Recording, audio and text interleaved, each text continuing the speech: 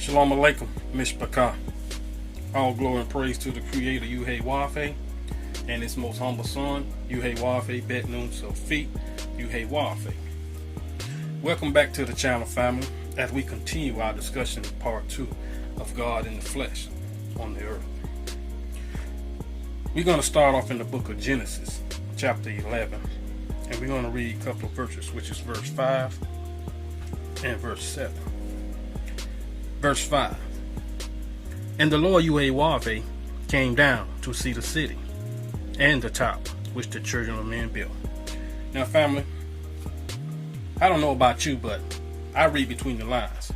In this verse, it says that God came down to see the city.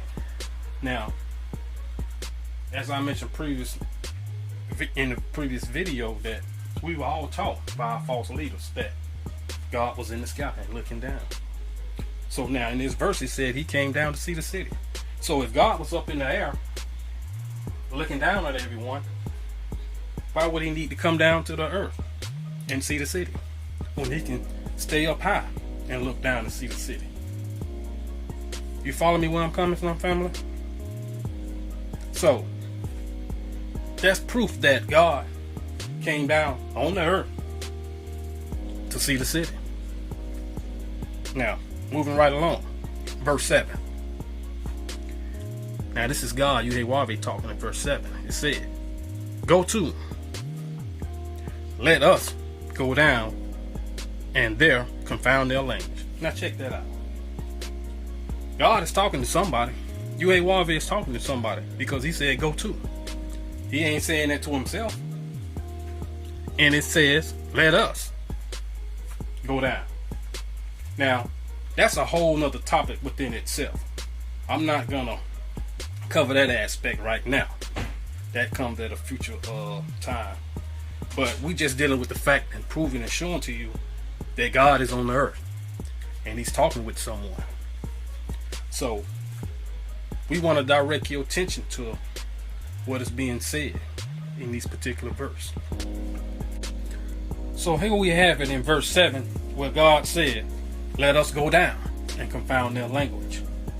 So, being that God came down and confound their language, that means what? The people's on the earth. So that means God was on the earth, right? In order for him to come down and confound their language. So something happened. Something happened right there when he confounded their language here on the earth. Alright, moving right along. We're going to jump into Genesis chapter 17. Genesis chapter 17. We're going to start at we're going to read verse 1 and verse 3 and verse 22. "And when Abram was 90 years old and 9, the Lord Yahweh appeared to Abram and said unto him, I am the Almighty God Yahweh. Walk before me and be thou perfect." Right? Verse 3.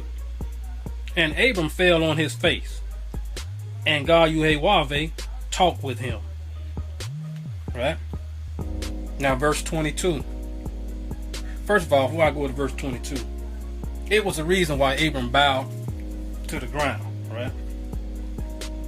When Yahweh told him who he was, when he appeared to him in verse 1, Abraham knew and understood who he was talking to.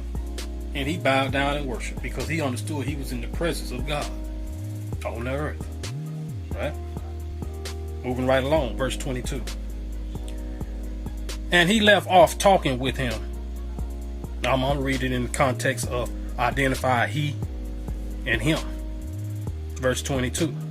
"And he, Yahweh, left off talking with him," Abraham. "And God, Yahweh, went up from Abraham." So here we go again, family. More proof. God is on the earth. He appeared unto Abraham. Right? Now, we're going to move along in chapter 18 of Genesis. Verses 1 and 2. Which is my favorite chapter. Verse 1 of Genesis 18. "And the Lord Yahweh appeared unto him in the plains of Mamre, And he sat in the tent door in the heat of the day. So Yahweh met Abraham in his tent in the heat of the day. Huh? Verse 2.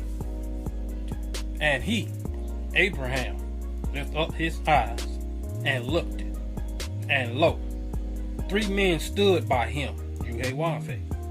And when he, Abraham, saw them, he, Abraham, ran to meet them from the tent door and bowed himself toward the ground. So that's proof right there, family. More proof that Abraham met with Yahweh, and it says 3 men were with Yahweh when he met Abraham. And if you continue reading on in that chapter, it'll surely outline plenty more of proof that God is on the earth, was on the earth. And also, he sat down and ate with Abraham. You know, they had some lamb, some goat. But more proof, family. We're going to go off into the book of Luke. We're going off into the book of Luke, chapter 3 of Luke, starting at verse 23. And this here is outlining the bloodline of the Son of God, Yahweh, on the earth. Now, once you go in the book of Luke, chapter 3, starting at verse 23, it's going to reveal a lot of information to you. Luke chapter 3, verse 23. And from Yahshua himself, being to be about 30 years of age, being as was supposed, the son of Joseph, which was the son of Hela. Family, now, for the sake of this video, I don't want to keep it too long, but we all know what the term Jesus means, who Jesus is. His real name was Yahshua, on the physical aspect.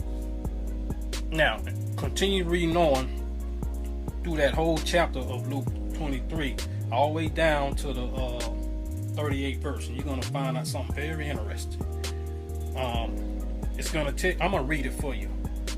Now, you can go back and study it and read it for yourself and get a clarity, understanding of what I'm putting across here. I'm just trying to direct your mind to where it's going. Verse 38 of Luke chapter 3. Which was the son of Enos, which was the son of Seth, which was the son of Adam, which was the son of God, Yahweh. So that means God, Yahweh, had a bloodline. Remember, those trees in the garden, it was a specific tree that Yahweh was dealing with. So keep that in proper perspective. And if you need further more proof of this, family, you can also read First Chronicles chapter 1 and chapter 2 of the bloodline of God, Yahweh. Family, don't forget to like and subscribe. Praise Yahweh, praise Yahweh, bet noon so feet Yahweh. Shalom alaikum and a near hove.